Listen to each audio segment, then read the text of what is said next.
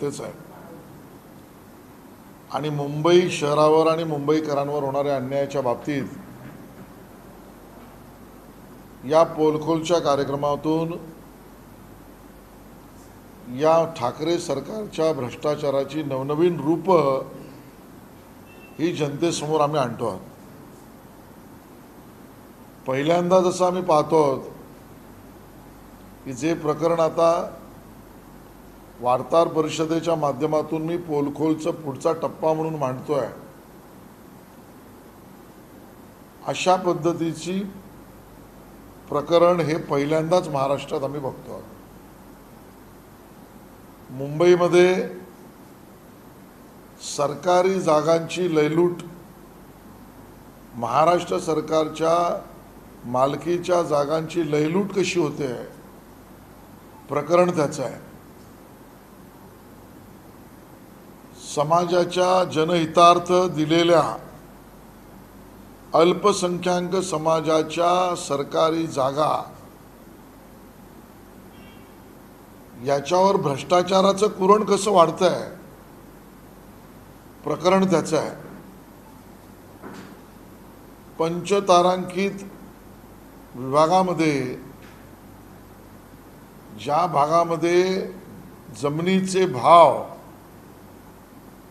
हे प्रचंड आहेत, अशा ठिकाणच्या सरकारी मालकीच्या जागा कवडीमोल किमतीला देण्याचा सरकारी कार्यक्रम या ठाकरे सरकारमध्ये आम्ही पहिल्यांदाच पाहतोय। प्रकरण याचं आहे आणि या सगळ्यापेक्षा गंभीर म्हणजे जे बांधकाम सरकारी जागेवर आहे, जे हेरिटेज डिक्लेअर्ड आहे, जे ऐतिहासिक वास्तू म्हणून घोषित केलेलं आहे,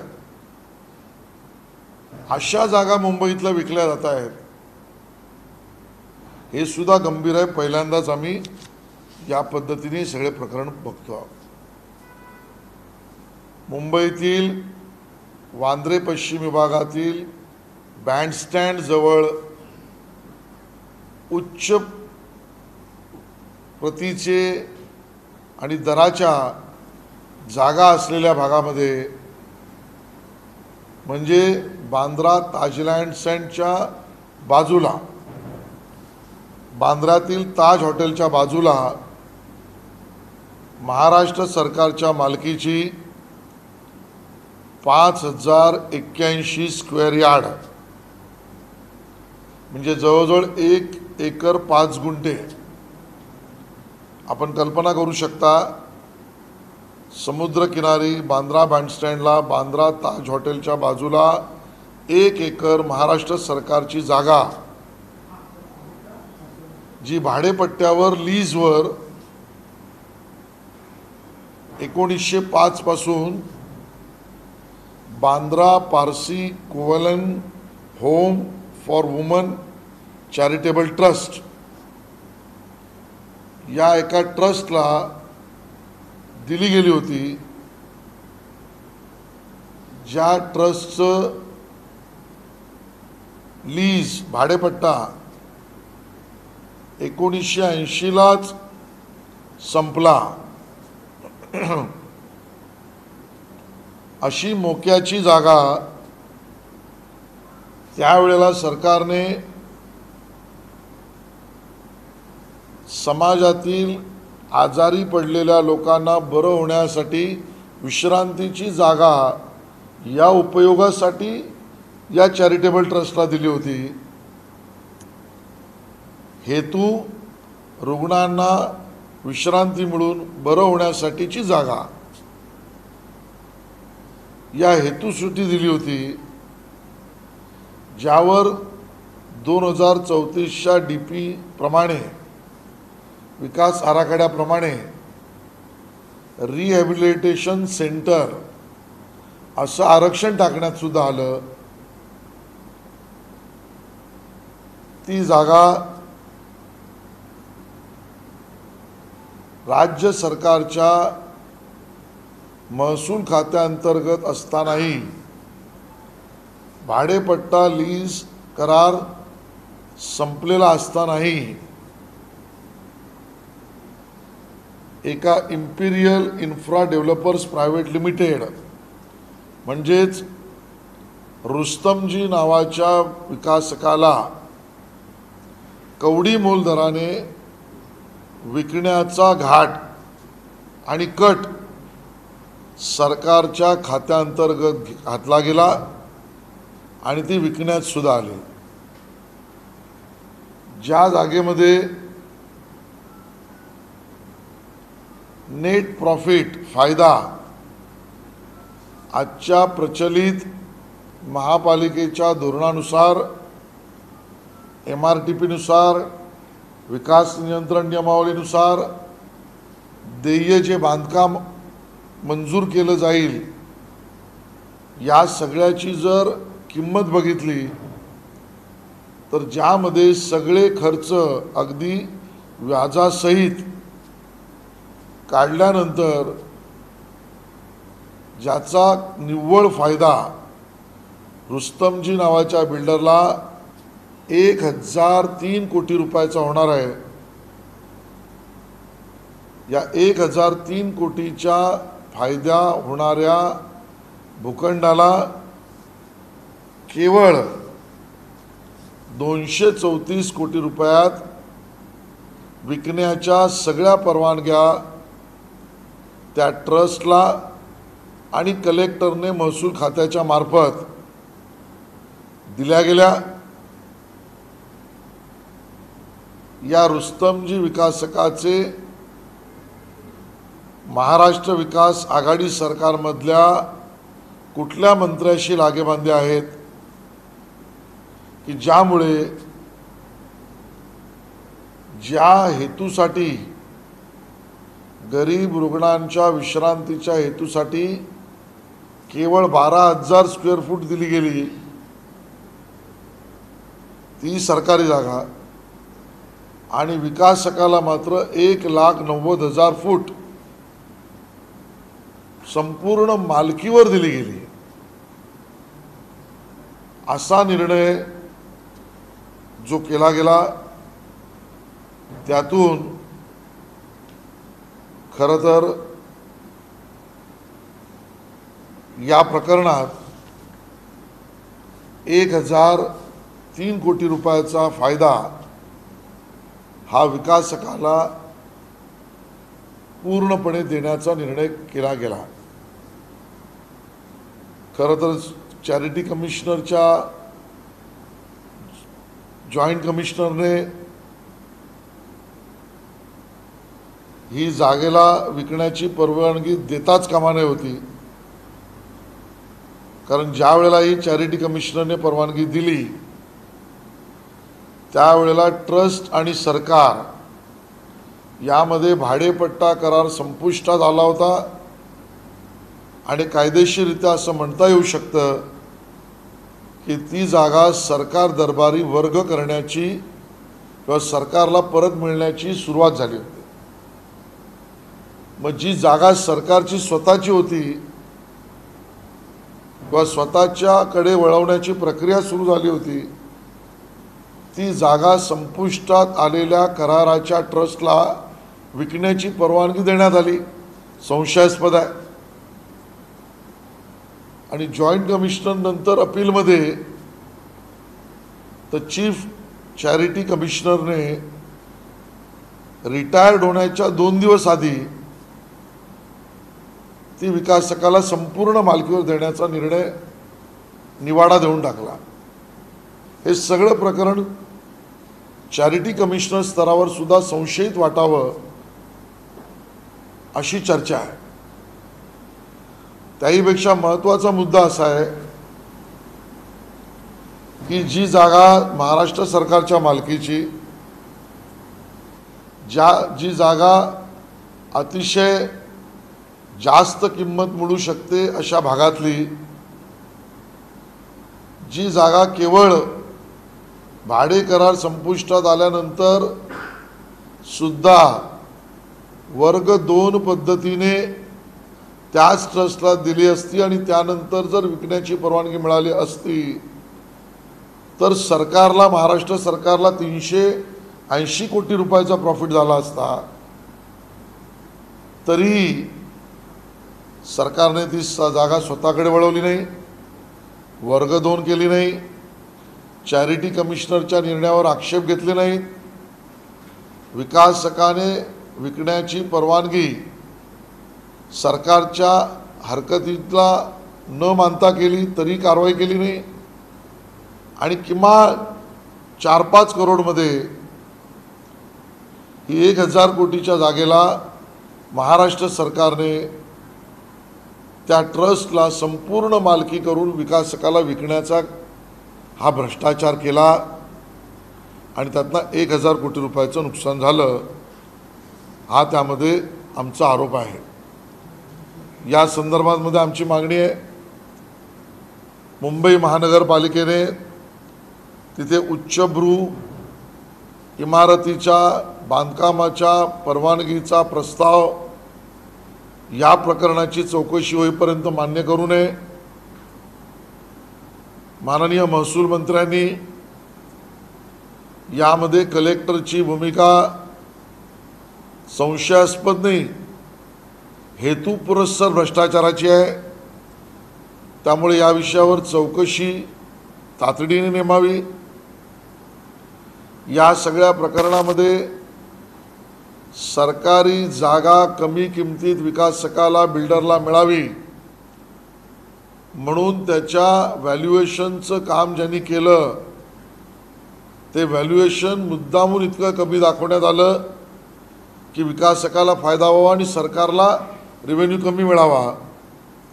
त्या व्हॅल्युअरचा सुद्धा सहभाग आहे, म्हणून या प्रकरणात CID चौकशी सरकारने करावी आणि तोपर्यंत हस्तांतरणाच्या प्रक्रियेवर स्थगिती द्यावी, अशी आमची त्यातली मागणी आहे।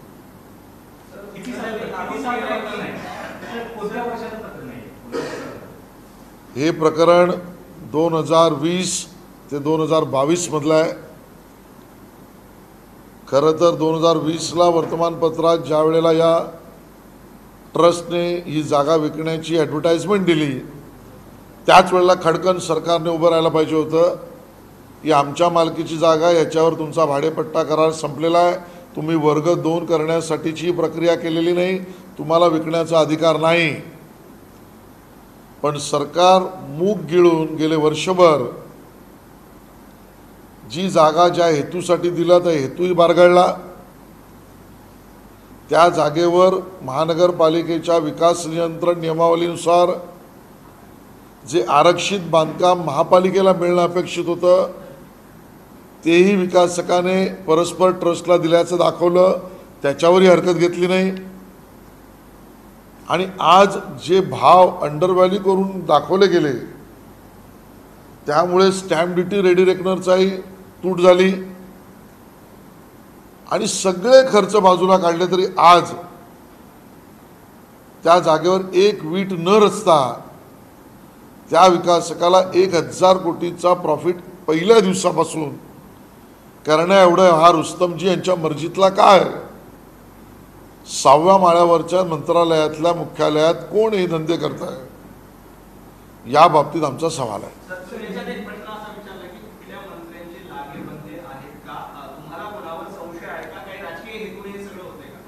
100% यामागे राजकीय षडयंत्र आहे आणि मी दाव्याने यासाठी म्हणतोय की विशेषतः बांद्रा खारच्या भागामध्ये जिथे जागांच्या किमती या भयंकर आहेत, या भागामध्ये हे तिसरं प्रकरण आहे। तुम्हाला माहीत असेल कार्टर रोडला खारला समुद्र किनाऱ्याजवळ जी जागा अशाच एका पारशी ट्रस्टच्या शाळेची आरक्षित, त्यावरची मैदानापासून रस्त्यापासून उद्यानापासून ओल्ड एज होमपासून हॉस्टेल ही सगळी आरक्षणं या महाराष्ट्र विकास आघाडी सरकारने काढून ती सुद्धा समुद्र किनारची बड्या किमतीची जागा एका कोठारी नावाच्या बिल्डरला दिली। त्यानंतरचे दुसरं प्रकरण कार्टर रोड नंतर बँडस्टँडचं आहे।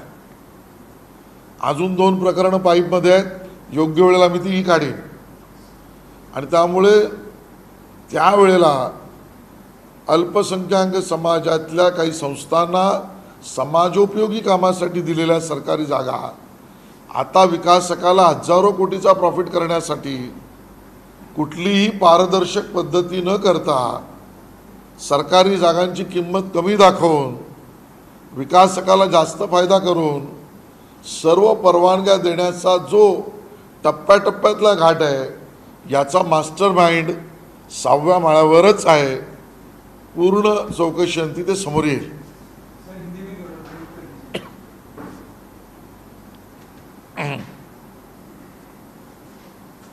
एक मराठी में बोल लेता हूँ।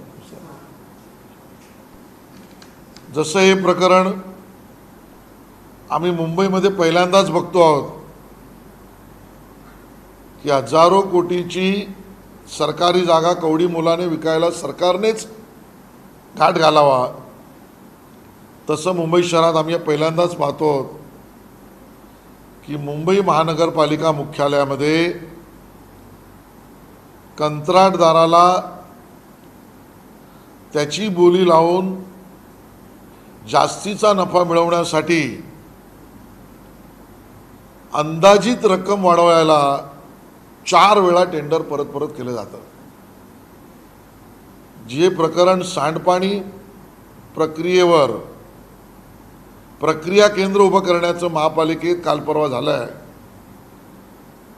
ते प्रकरण म्हणजे मुंबई महापालिकेच्या इतिहासात पहिल्यांदाच भ्रष्टाचार नफेखोरी करणाऱ्या कंत्राटदाराला त्याची बोली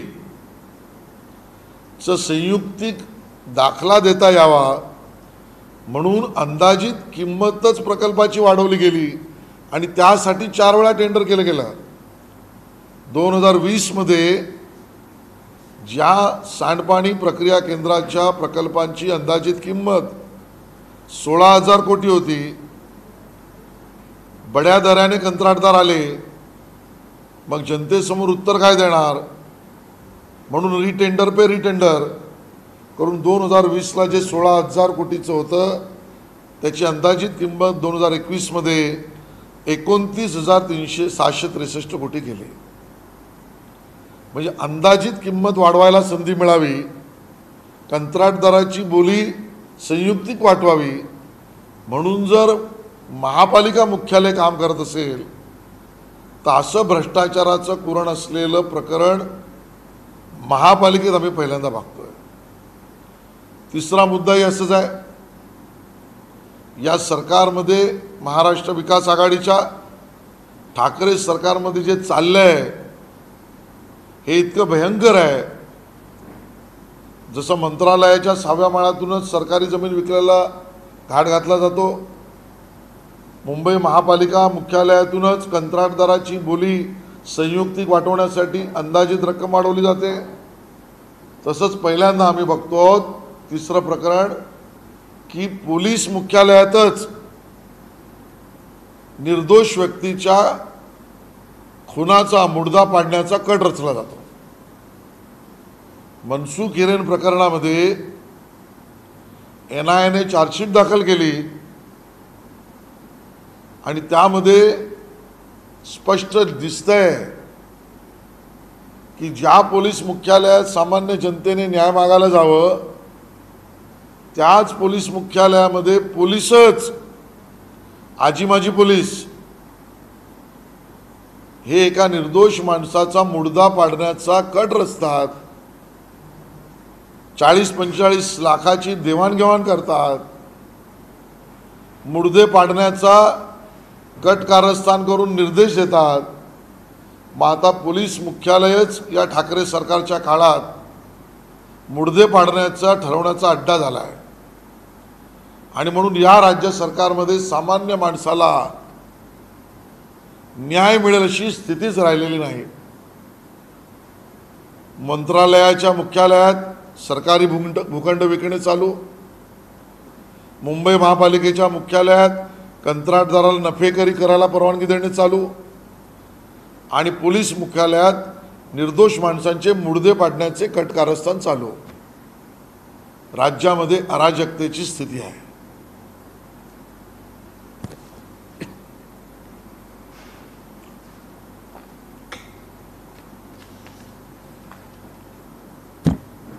आज जो प्रकरण मैं आप सबके सामने रख रहा हूँ वो भारतीय जनता पार्टी के पोल खोल अभियान का अगला चरण है। आगे चल के भारतीय जनता पार्टी सामान्य मुंबईवासी और मुंबई कर पर जिस प्रकार का अन्याय, अत्याचार और भ्रष्टाचार हो रहा है, ऐसे सभी मुद्दों को उजागर करेगा। और उस कड़ी में आज हम जनता को बताना चाहते हैं कि महाराष्ट्र विकास आघाड़ी के सरकार चलते समय महाराष्ट्र सरकार के मालकियत के ही प्लॉट को सरकार ही इस प्रकार फैसिलिटेट करके बेचने के लिए परमिशन दे रही है।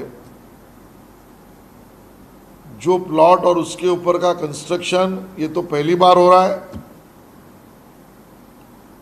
कि जिस कंस्ट्रक्शन को बेचने की परमिशन मिली वो स्ट्रक्चर हेरिटेज में आता है तो भी उसको परमिशन दी गई है, ना कि हेरिटेज, इवन हिस्टोरिकल रेफरेंस भी उसका है, उस लिस्ट में आता है। ऐसे स्ट्रक्चर को और जगह को बेचने का काम सरकार ने फैसिलिटेट किया है।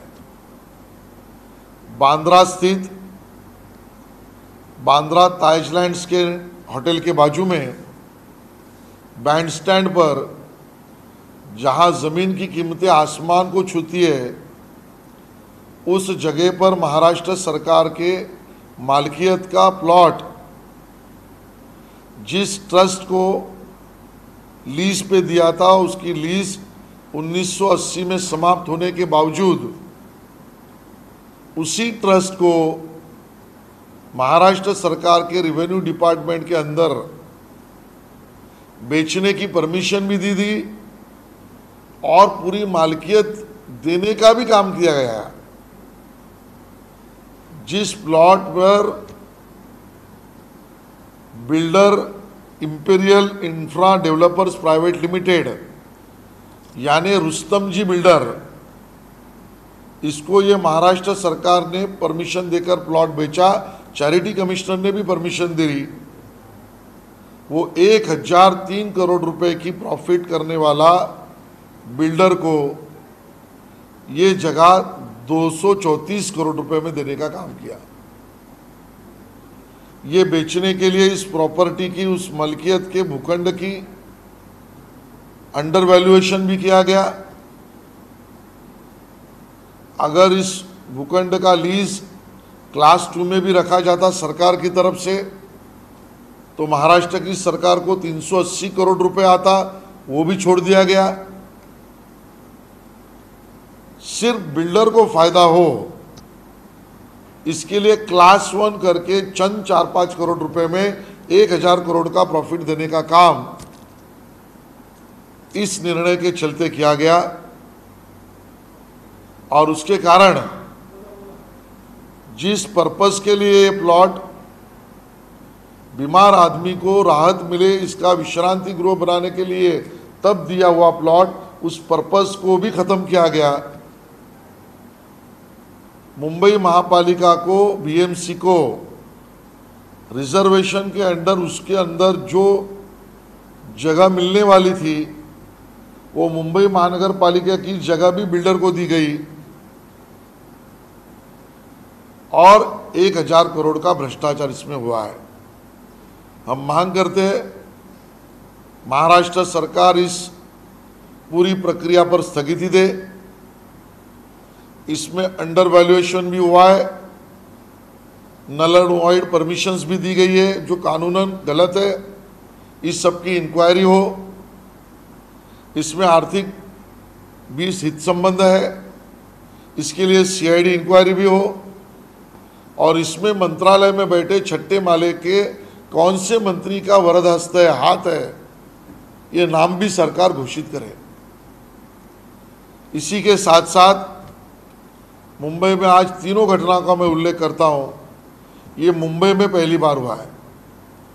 जैसे मैंने बताया, सरकार के खुद के मालकियत के प्लॉट को बेचने के लिए कम दाम में सरकारी मदद करती, ये मंत्रालय में हो रहा है, वैसे ही बीएमसी के सीवरेज ट्रीटमेंट प्लांट के कॉन्ट्रैक्टर्स को प्रॉफिटरिंग नफाखोरी करने के लिए मिले, इसके लिए बीएमसी ने खुद 4 बार रीटेंडर करवा के जो शेड्यूल्ड कॉस्ट थी, अंदाजन कीमत थी इस प्रकल्प की, उसको बढ़ाने का काम किया। यानी कंत्राटदार को जस्टिफाई करने के लिए जो कॉस्ट 2020 में बीएमसी कहती थी 16,000 करोड़ है ये सीवरेज ट्रीटमेंट प्लांट बनाने की, उस कॉस्ट को 2021 में बीएमसी ने ही अब 29,600 करोड़ कर दी।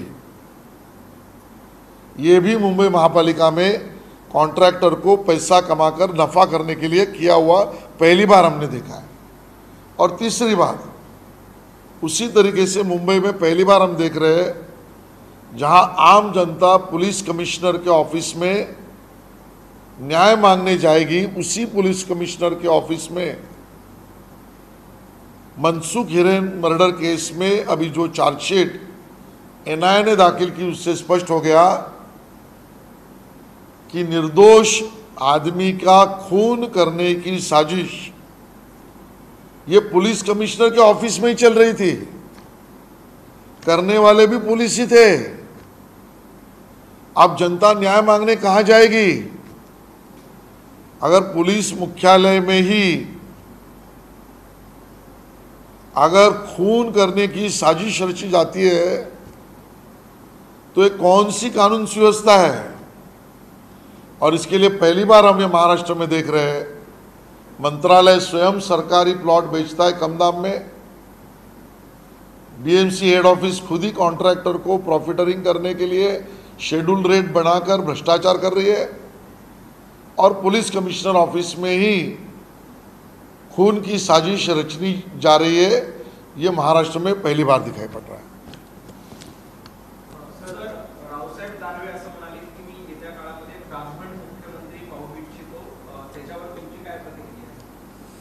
मला असं वाटतं की हा विषय ज्या परिप्रेक्ष्यामध्ये रावसाहेब बोलले ते समजणं आवश्यक आहे, आणि त्या परिप्रेक्ष्यामध्ये जात धर्म भाषा भेदापेक्षा देवेंद्र फडणवीस मुख्यमंत्री होणं ही महाराष्ट्राची आजची गरज आहे, ही त्यांची भावना आहे। राज्यात एखाद्या विशिष्ट जातीचा मुख्यमंत्री व्हावा असं म्हणणं योग्य नाही असं अजित पवार म्हणतात। 345 चा बहुमताचा आकडा घेऊन या आणि कोणी मुख्यमंत्री होऊ शकतं असे अजितदादाजी आता म्हणालेत त्यात काही फार अयोग्य आहे असं मला वाटत नाही, आणि अशीच भावना रावसाहेब दानवेजींची सुद्धा आहे।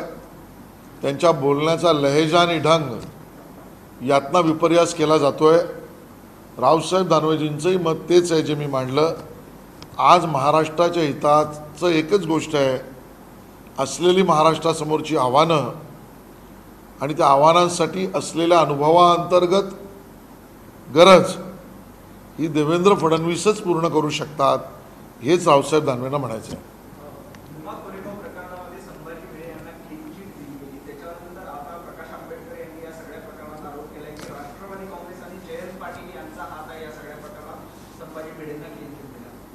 मला या विषयावर भाष्य करायचं नाही, कारण हे न्यायप्रविष्ट प्रकरण आहे। या प्रकरणामध्ये अजून सुनवाया साक्षी चालू आहेत, आणि त्यामुळे ज्या प्रकरणाचा अजून अंतिम निवाडा आला नाही त्या प्रकरणात मध्येच बोलणं माझ्यासाठी तरी अयोग्य आहे, ते मी टाळतो।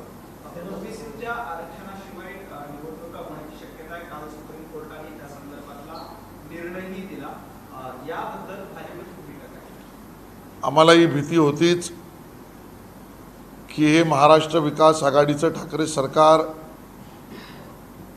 ओबीसींच्या राजकीय आरक्षणाला नख लावणार। हा केवळ घटनाक्रम नाही, ज्या पद्धतीने ओबीसींचं राजकीय आरक्षण गेलं किंवा जातंय किंवा जाईल, हा केवळ साधा घटनाक्रम नव्हे। आमचा आरोप आहे महाराष्ट्र विकास आघाडीचं ही सोची समजी साजिश आणि षडयंत्र आहे, आणि हे सोची समजी साजिश आणि षडयंत्र यासाठी म्हणतोय कारण हे प्रकरण अचानक आलेलं नाही। हे प्रकरण जर आपण मागे 2 वर्ष बघितलीत तर हा विकास गवळी कोण आहे जो न्यायालयात जातोय, ज्याच्या निवाड्यावर हे आदेश आले, तो काँग्रेसचा कार्यकर्ता आहे. मग तो विकास गवळी कुठल्याच नेत्याच्या जवळचा आहे काँग्रेसच्या? मग ते काँग्रेसचे प्रदेशाध्यक्ष आहेत की काँग्रेसचे या विभागाचे मंत्री आज महाराष्ट्र सरकारमधले आहेत? हाही संशोधनाचा विषय आहे. त्यानंतर ज्या बाबतीमध्ये देवेंद्र फडणवीस विरोधी पक्ष नेते म्हणून 2.25 वर्षापूर्वी म्हणाले, केवळ सभागृहात म्हणाले नाहीत, पत्रव्यवहार केला आहे आणि सरकारला हात जोडून विनंती केली, आमच्या ओबीसी समाजाचं आरक्षण वाचवा. त्यासाठी काय करा? तर त्यासाठी मागासवर्ग आयोग पहिला नेमा. 2.25 वर्षापूर्वी आम्ही म्हटलं आहे, आयोग नेमला गेला आहे काल परवा 2-6 महिन्यापूर्वी. ट्रिपल टेस्ट करा म्हटलंय 2.25 वर्षापूर्वी आम्ही, अजूनही केलेलं नाही. 2.25 वर्षापूर्वी देवेंद्रजी म्हणाले, अरे किमान अंतरिम रिपोर्ट तरी कोर्टासमोर सादर करा. काल परवा जो अंतरिम रिपोर्ट केला, जो न्यायालयाने फेकून दिलाय, महाराष्ट्र विकास आघाडीचा हे प्रकरण मागासवर्गीय आयोग, इंटरिम रिपोर्ट, ट्रिपल टेस्ट या प्रकारातला विलंब, हा विलंब हा कटाचा भाग आहे. न्यायालयातला दावेदार तुमचा, न्यायालयातला दावेदार मित्र तुमचा. न्यायालयामध्ये प्रकरण असताना विलंब तुम्ही मुद्दामून केलेला. न्यायालयासमोर बाजू मांडताना कुचकामी भूमिका तुमची. आणि या सगळ्यातून दुर्दैवाने ओबीसी समाजाच्या राजकीय आरक्षणाला नख लागले गेला आहे. आणि म्हणून याच्या विरोधात जनक्षोभ जो समाजाच्या मनात आहे त्याचा आवाज भारतीय जनता पार्टी बनेल. आमच्यापुरता सांगायचं झालं तर या निवडणुका आरक्षणाविना होणं हे आम्हाला तेव्हाही मान्य नव्हतं, आजही मान्य नाही. जर ही स्थिती यांच्या षडयंत्रामुळे महाराष्ट्र विकास आघाडीची आली असेल तर आमच्या पक्षांतर्गत निर्णयात आम्ही ओबीसी समाजाचं आरक्षण सोडा, आवश्यकतेच्या जास्त वेळ पडली तर तेही आरक्षण आम्ही आमच्या अंतर्गत देऊ. सर, येत्या काही महिन्यात आता मुंबई महापालिकांसह सर्व निवडणुका होण्याची शक्यता वाटते. भाजपची तयारी आहे? भारतीय जनता पार्टीचं तर स्पष्ट मत है तैयार. हम कल भी तैयार थे, आज भी तैयार है. भाग तो हो रहे थे, पळपुटे तर सत्ताधारी होते आणि त्या पळपुटेपणातच त्यांनी भीतीतून जे घेतलेले निर्णय होते ते कधी पावसापूर्वी घेऊ, कधी पावसानंतर वॉर्ड वाढवू, कधी डिलिमिटेशन लोकसंख्याची जनगणना न करता करू. हे सगळे भित्रूबाईचे प्रयत्न सत्ताधारी शिवसेनेचे होते. मी उत्तर दिलं. एक मुद्दा कालपासून आम्ही पाहतोय, तो सुद्धा अतिशय महत्त्वाचा वाटतोय की ज्या पद्धतीने विशेषतः शिवसेनेचे विश्वविख्यात प्रवक्ते आणि काँग्रेसचे प्रवक्ते यांच्या हिरव्या उचक्या इतक्या वाढायला लागल्या आहेत की त्या हिरव्या उचक्यांनी मशिदीवरचे भोंगे कालपासून कमी झाले किंवा करावे लागले किंवा केले, यामुळे उपटं काढण्यासाठी हिंदू मंदिरांच्या बाबतीत अधिकाराला नख लावण्याचं काम ठाकरे सरकार मुद्दामून करते असा आमचा आरोप आहे. कारण मी बातम्या बघितल्या, कोणीतरी म्हणालं एवढे हिंदू मंदिरांवरचे भोंगे कमी झाले किंवा कमी करावे लागले, त्यातली आमची भूमिका आम्ही स्पष्ट करतो आहोत. शक्तिपीठ, तीर्थस्थानं आणि प्रार्थनालय यात फरक आहे. भारतीय जनता पार्टी स्पष्ट भूमिका मांडते. शक्तिपीठ आणि तीर्थस्थानं या ठिकाणी या पद्धतीच्या पब्लिक अनाउन्समेंट सिस्टीमची पण आवश्यकता आहे आणि आरत्या आणि धार्मिक कार्यक्रमांसाठी येणाऱ्या गर्दी पाहता साऊंड सिस्टीमची, ध्वनी क्षेपाची सुद्धा आवश्यकता आहे. केवळ अनधिकृत भोंगे मस्जिदवरना काढायला लागल्यामुळे तुमच्या हिरव्या उचक्या इतक्या वाढायला लागल्या आणि उपटं काढण्यासाठी जर तुम्ही शक्तिपीठ आणि तीर्थस्थानांवरच्या हिंदूंच्या अधिकाराला नख लावलं तर भारतीय जनता पार्टी याविरोधात आवाज उचलेल, आंदोलनही वेळ पडल्यास करेल. धन्यवाद. आशिषजी, संजय राऊत भोंगलेंच्या विषयावर अनेकदा भूमिका मांडताना असं म्हणताय की मनसेच्या खांद्यावर बंदूक ठेवून भाजप हा सगळा प्रकार करते. जे स्वतःचं राजकीय अस्तित्वच परपक्षाच्या नेत्याच्या खांद्यावर बसून करतात त्याने खांदे आणि खांदे पालटवर बोलू नये. संजय राऊतांचं राजकीय अस्तित्वच परपक्षाच्या, म्हणजे त्यांच्या परपक्षाच्या सर्वांच्या खांद्यावर आहे. त्यांना दिवसा डवळा असे दुसऱ्या तिसऱ्याच्या खांद्याची स्वप्न पडतात. त्यांचं असंही म्हणणं होतं काल की जे मंदिरांवरचे भोंगे किंवा मंदिरांवरचे लाऊडस्पीकर काढले गेले काकड आखी, त्याचंच उत्तर मी दिलं. त्याचं उत्तर दिलं मी. हिंदूंसाठी हा काळा दिवस होता. मी त्याचंच उत्तर दिलं. हिरव्या उचक्या त्यांनाच आल्या आहेत आणि म्हणून म्हटलं मी शक्तिपीठ, तीर्थस्थानं ही संतांची भूमी आहे. संजय राऊत ही सुलतानांची भूमी नाही, महाराष्ट्र ही संतांची भूमी आहे आणि त्यामुळे इथे शक्तिपीठ आहेत, इथे तीर्थस्थान आहेत. इथे त्या तीर्थस्थान आणि शक्तिपीठांवरच्या ध्वनिक्षेपकाला किंवा साऊंड सिस्टीमला केवळ तुम्हाला मस्जिदवरचे काढायला लागले अनधिकृत भोंगे म्हणून नख लावू नका. हा तुमचा सुलतानी प्रदेश नाही, हा संतांचा प्रदेश आहे. राज ठाकरे यांनी काल म्हटलं की जोपर्यंत मशिदीवरचे अनधिकृत भोंगे काढले जात नाही तोपर्यंत मनसेचं आंदोलन सुरू राहील. सुप्रीम कोर्टाचा आदेश हा पाळला गेलाच पाहिजे. तो महाराष्ट्र सरकारलाही पाळावा लागेल, तो सगळ्यांनाच पाळावा लागेल. पण अशा पद्धतीने अनधिकृत भोंग्यांवर कारवाई करण्याची हिंमत, ताकद, कौशल्य आणि न्याय या देशात देणारा एकमेव नेता भारतीय जनता पक्षाचा मुख्यमंत्री योगी यांच्या रूपाने आम्ही पाहिला. आशिषजी, काल मनसेचं जे आंदोलन झालं, तुमचं काय मत आहे की आंदोलनाला प्रतिसाद मिळाला, यशस्वी ठरलं की अन्य काही तुमची? मला असं वाटतं त्यावर मी भाष्य आज टाळतो, कारण मला अजून आंदोलनं बघायची आहेत. धन्यवाद.